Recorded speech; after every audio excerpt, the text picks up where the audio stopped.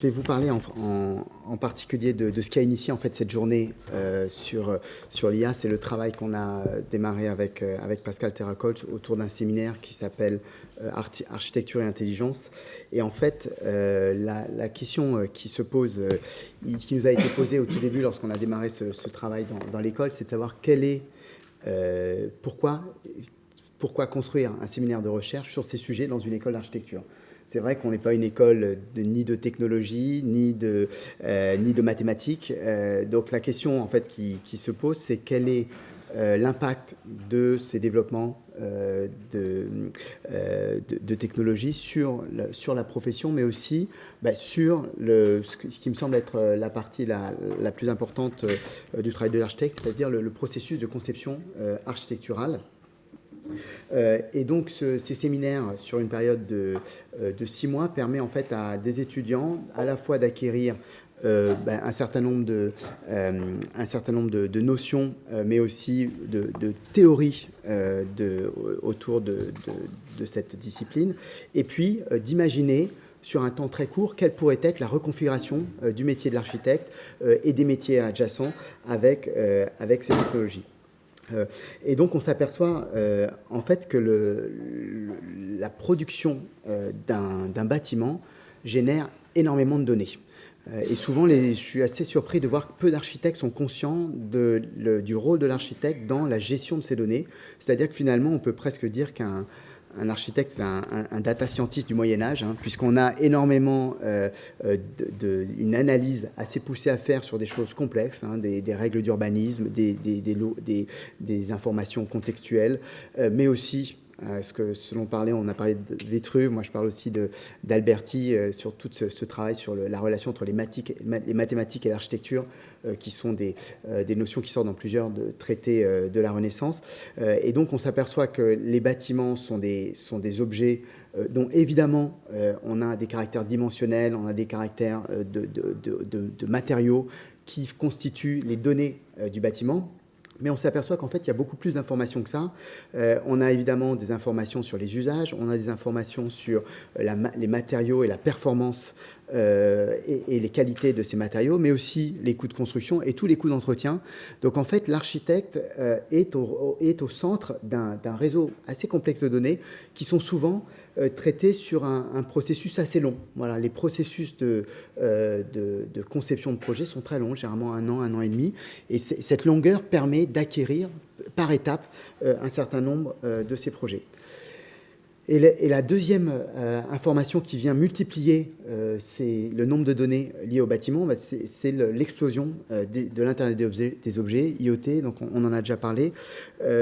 Faut savoir qu'aujourd'hui, la plupart des dispositifs qu'on intègre, des portes coulissantes, des radiateurs, mais aussi des ascenseurs, ont des adresses IP dans les bâtiments et produisent des données qui sont parfois envoyées une fois par jour, parfois une fois par mois, mais parfois plusieurs fois par seconde, on a des données qui sont générées. Et la question qui se pose, c'est est-ce qu'on peut imaginer de travailler ou d'utiliser ces données pour concevoir des bâtiments? Et quels seraient les protocoles qui permettraient aux architectes,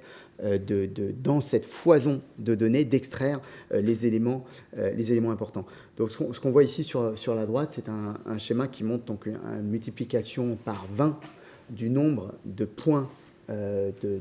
d'objets connectés. On parle aujourd'hui, en 2018, on parlait de 18 milliards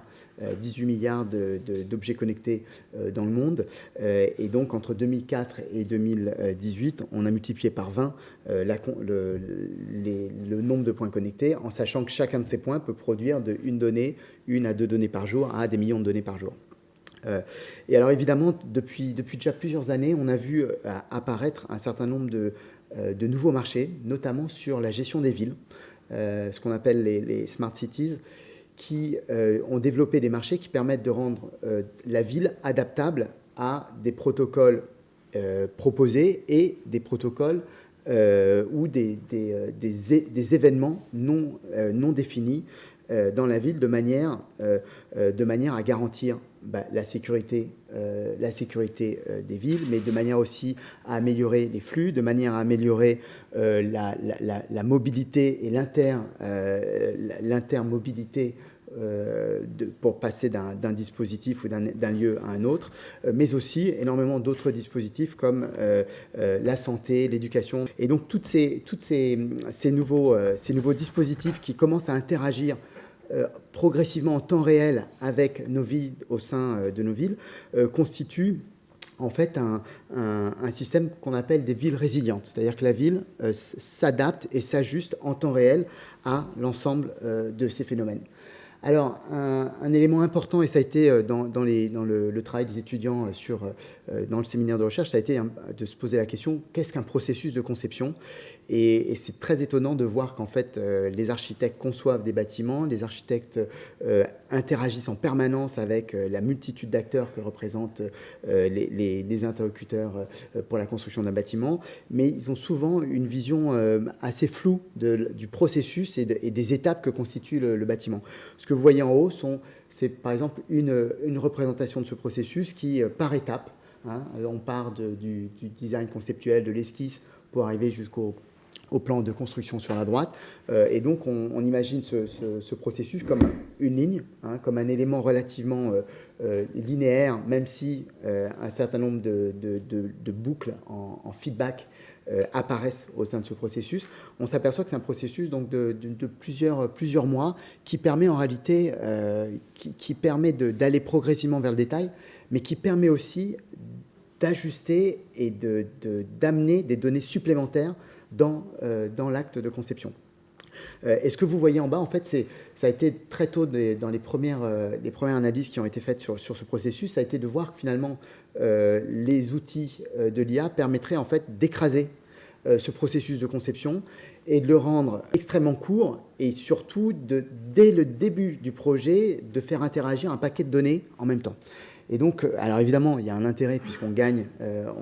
du temps, mais la complexité, c'est de véritablement programmer ou de faire interagir ces données très très en amont et dès le début du démarrage du projet. Et donc la question, c'est de savoir quels sont les outils que les architectes vont pouvoir développer pour ajuster ou travailler de cette manière sur le projet. Et donc la problématique aujourd'hui, c'est pas tellement de se positionner en opposition ou du moins en rivalité avec ces machines, mais plutôt d'apprendre, comme on utilise un GPS, progressivement à faire interagir nos modes de fonctionnement et notre mode de conception avec ces machines-là, et donc de développer ce qu'on pourrait appeler une sorte d'agilité entre l'homme et la machine très tôt dans le processus. Et alors, évidemment, depuis maintenant plusieurs années, on travaille dans l'école et dans les agences autour de ce qu'on appelle la conception paramétrique du projet. De plus en plus de bâtiments intègrent des modèles paramétriques qui permettent de faire interagir un volume, une architecture avec des données qui peuvent varier pratiquement tous les jours. Alors évidemment, un certain nombre de métiers, et notamment de métiers experts,